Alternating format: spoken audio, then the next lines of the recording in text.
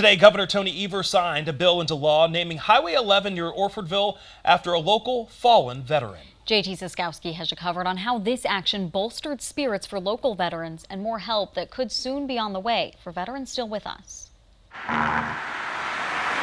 Cars driving between Orfordville and Footville on Highway 11 will soon see a new honorary name on road signs. Ben meant a lot to this community. The road is being named for Corporal Benjamin Neal, a U.S. Army veteran who left an impression on other veterans like Nathan Bond. I never knew him. I feel like I do after these few years. He and others have lobbied to name the highway for Neal. He served in the 82nd Airborne Division and was on his second deployment to Afghanistan when he was killed by the enemy. Governor Tony Evers signed the bill into law during a ceremony at the American Legion in Orfordville on Monday. 27 News pressed the governor on the steps the state has taken to support veterans in recent years. Where we've been able to help is using ARPA funds to advance mental health.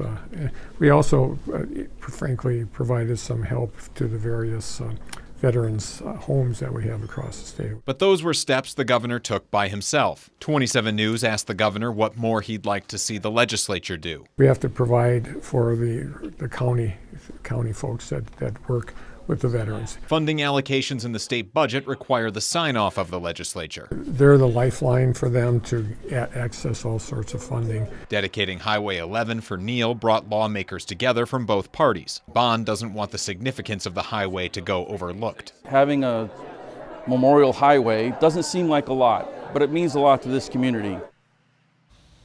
Neal's parents, family, friends, and other veterans were in attendance to honor his memory and celebrate the bill signing. Some declined interviews, saying their emotions were still too raw nearly 12 years later.